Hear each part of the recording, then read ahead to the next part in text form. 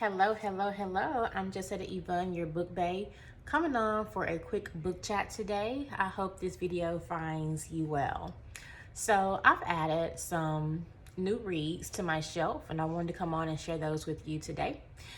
One of the first books that I've added is The Black Queen by Jamada Emil. Everyone loved her, homecoming killed her. This book was a recommendation by Shaughnessy Schroeder, and it felt like the perfect time to have this book because it is October.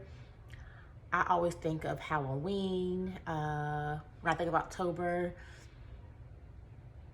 and scary things. All things scary in October is what I think of, which is so funny because I see all the autumn stuff that people post, which I enjoy, but I guess growing up, I just always, October was just Halloween month to me. So I'm one of those Fear Fest girlies that like to pull up the AMC or the Sci-Fi Channel and just let it run. So let me give you a little bit of the synopsis here, and maybe you'll want to pick it up too. So here it says, Nova Albright, the first Black homecoming queen at Leavitt High, is dead. Murdered the night of her coronation, her body found the next morning in the old slave cemetery. She spent her weekends revitalizing. Tinsley MacArthur was supposed to be queen. Not only is she beautiful, wealthy, and white, it's her legacy. Her grandmother, her mother, and even her sister wore the crown before her. Everyone in Leavitt knows Tinsley would do anything to carry on the MacArthur tradition. No one is more certain of that than Duchess Simmons, Nova's best friend. Duchess' father is the first Black police captain in Leavitt. For Duchess, Nova's crown was not just a personal win, but a win for all the Black kids. Now her best friend is dead, and her father won't admit that the main suspect is right in front of his face. Duchess is convinced that Tinsley killed Nova, and that Tinsley is privileged enough to think she can get away with it. But it seems that Duchess's father is doing what he always does, falling behind the blue line, which means that the white girl could go free. Duchess is determined to prove Tinsley's guilt. Only to do that, she'll have to get close to her. But Tinsley has an agenda. Everyone loved Nova, and sometimes love is exactly what gets you killed. So that book sounds so good. This is the author here. I think it's Jamada Emil.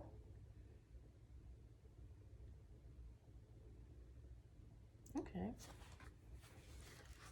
This right here is the author in the back of the book.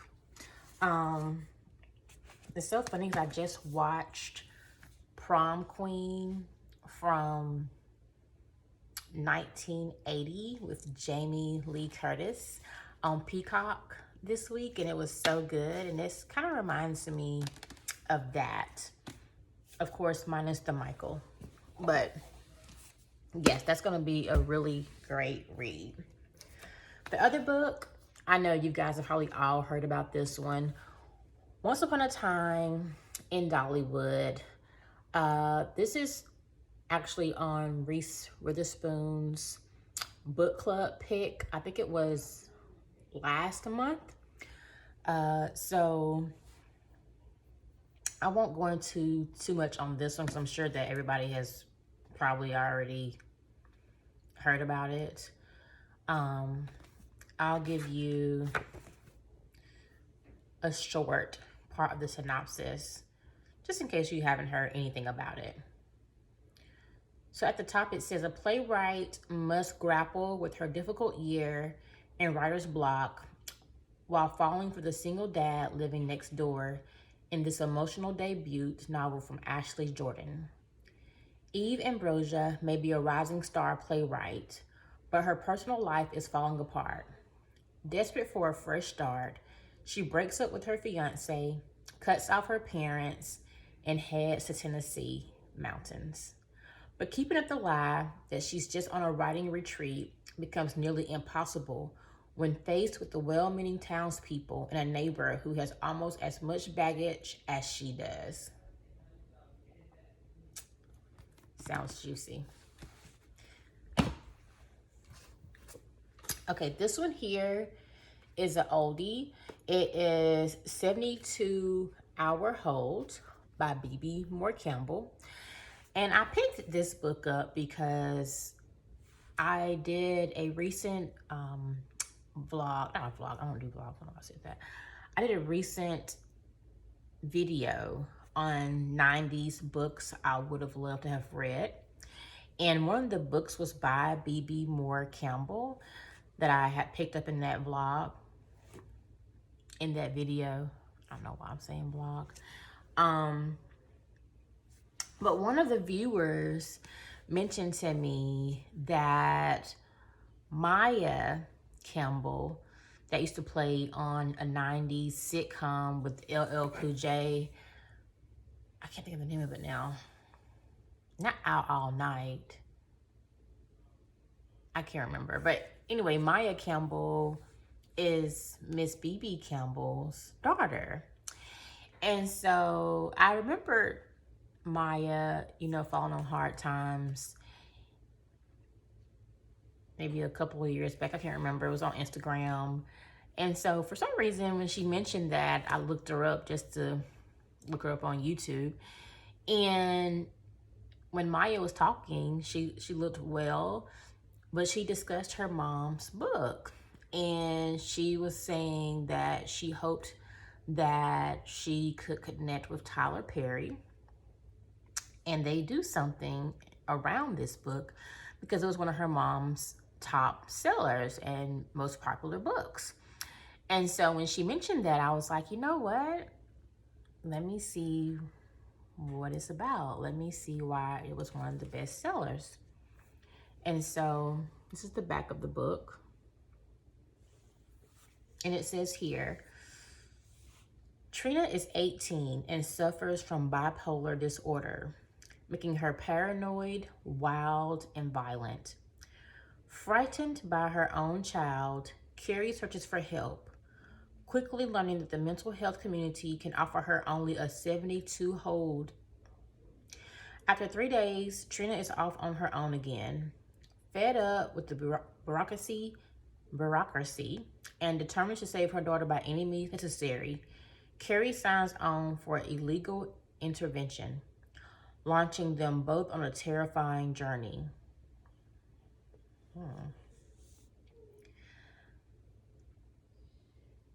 At the bottom, Maya Angelou says, she describes the book as, or she says, I am grateful for B.B. Moore Campbell. Campbell fearlessly unveils the pain of loss and the ecstasy of love. Add to that courage and the graceful ability to write very, very well. And the Los Angeles Times says, this book shatters our abstract notions about mental illness. Campbell is a writer at the top of her form as a storyteller, culture keeper, and astute social critic. So yeah, if her daughter has her wish, this will be on TVs one day. This will be something that will be on our screens. On the front, it says, it's a tightly woven, well-written story about mothers and daughters, highs and lows, ex-husbands and boyfriends, universally touching. So I want to check it out. My next one, Zetas Till We Die, Sisters to the End. So this book sounded so good. There are two sisters called Sip and Reed. One of the sisters recommended this book, and then I saw it again on Kayla's Bookish Vibes. So anytime I see something multiple times, I'm like, yeah, I need to pick that up. Plus, my mom actually pledged Zeta, so I had to get her copy as well, since that's what she pledged when she was in college. So, Sisters for Life. It's been 10 years since Priscilla and her Zeta Phi Zeta sorority sisters graduated college. 10 years since they were all in the same room together. 10 years since one of them died. And now Lupe's killer has been released from prison on a technicality days before their 10-year reunion. Priscilla decides that the party must go on. Lupe would have wanted it to. And besides, an epic reunion bash might be the perfect distraction. Back together, the Zetas party like it's 2012, and it's wild. Just the way it used to be, maybe too wild. At least everyone makes it out alive this time, or so they think. When one of them doesn't return home after the party, Priscilla begins to realize that there might be more to Lupe's murder and that someone is out for blood. With the murderer in their midst circling closer and closer, the Zetas are forced to confront what really happened the night Lupe died and the secrets each of them swore to keep. Yes. This sounded really good. Like a page turner. The next one.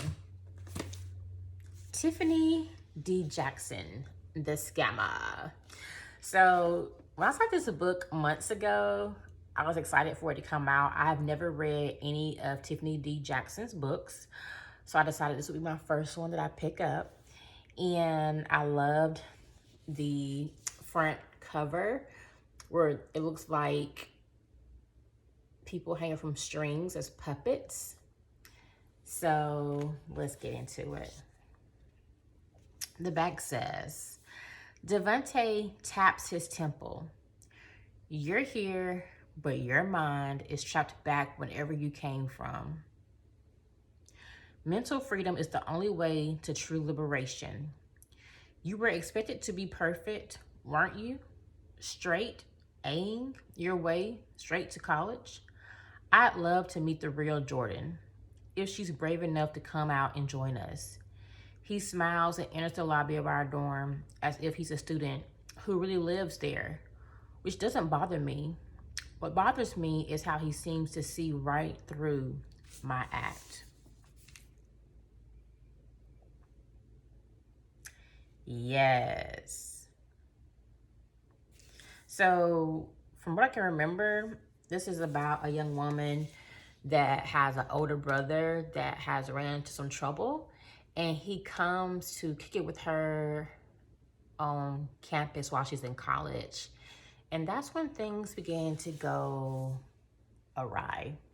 So yes, check this out. It is a new release. I think it actually just came out this week. Another one, Selfish by Katura B. I thought this is such a beautiful cover.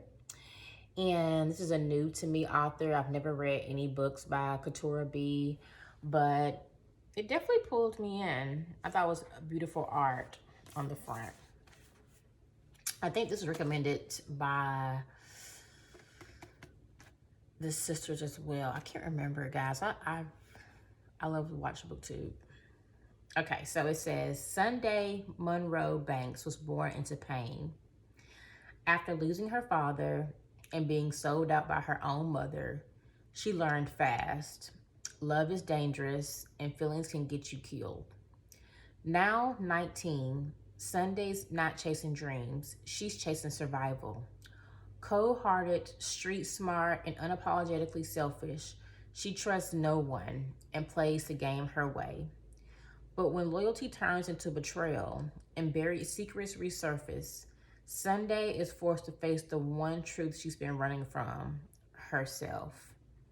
Selfish is a gritty, emotional tale of hood love, heartbreak, and coming of age in the streets.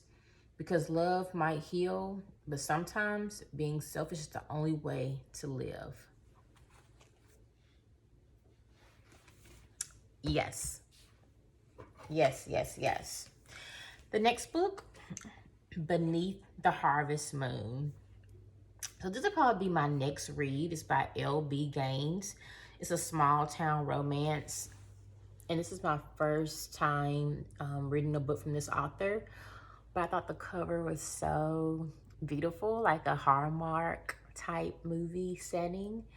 And I'm not sure if those are dreads, but I liked the vibe.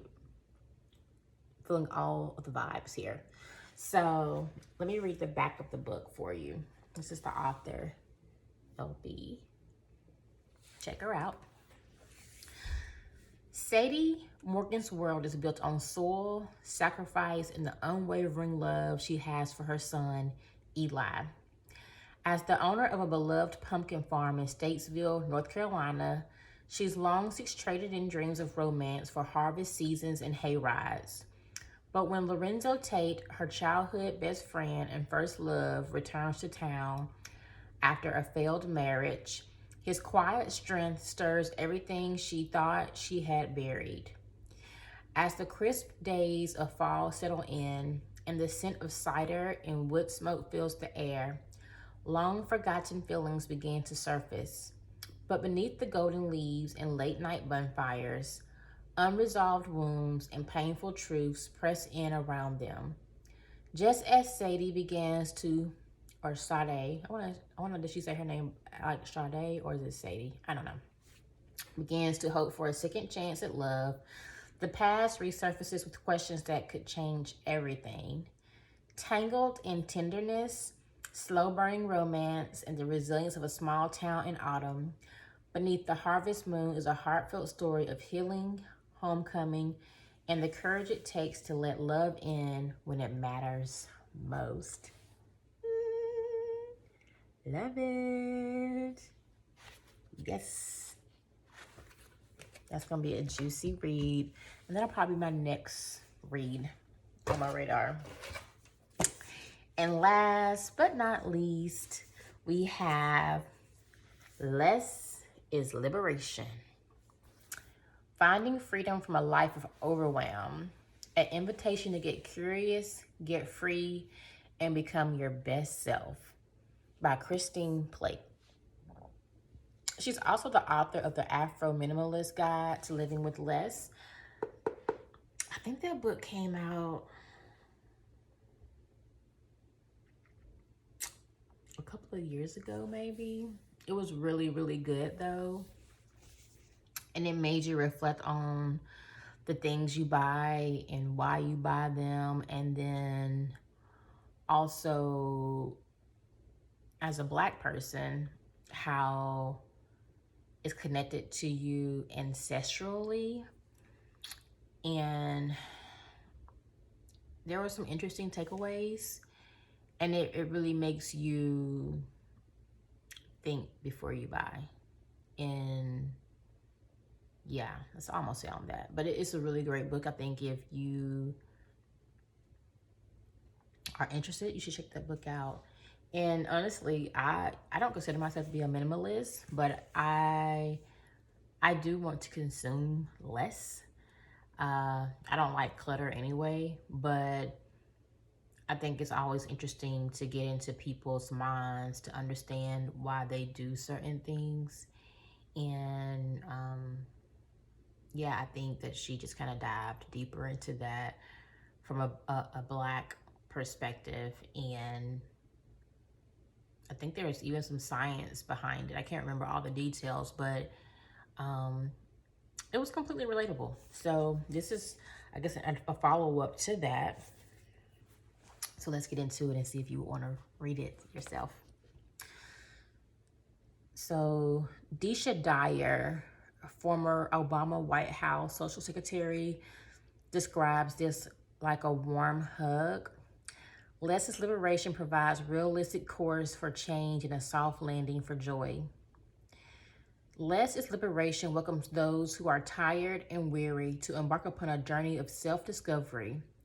This is an invitation to understand the interconnectedness of overwhelm and our overall well-being. The constant pursuit of success silently wreaked havoc on Platt's happiness and health. While taking a personal pause, Christine discovered how her limiting beliefs about selfishness led to self-abandonment and a life of overwhelm. So she decided to use the same intentional living strategy that helped her reduce overconsumption, choose less. With the perfect balance of wit and wisdom, Christine shares the necessities to come into alignment with self and offers a roadmap for anyone ready to do the same. Less is Liberation is more than a self-help guide. It is a call to action to tap into our most underutilized superpower, being intentional with our choices. We do not have to have so many things. We can choose less. We do not have to have so many obligations. We can choose less. We do not have to have so many priorities. We can choose less. We do not have to have so many relationships that feel transactional. We can choose less. We must simply learn how to be intentional about honoring ourselves. Less is Liberation is an invitation to pause and begin the beautiful work of choosing ourselves over the profit and pleasure of others. It invites us to let go of the behaviors that hinder our growth. It is time to embrace less as a gateway to find freedom from our lives of overwhelm and a pathway to the life we want and deserve. Because we are not here for a life of doing, we are here for a life of being. Christine Platt. Yes, girl, yes. And this is her beautiful picture on the back. She's just a ray of sunshine. If you ever follow her on social media, she makes beautiful posts. Oh, and in the back, she even has a note section if you want to take some notes here. This is it's a short read. It's only 176 pages. So, goody.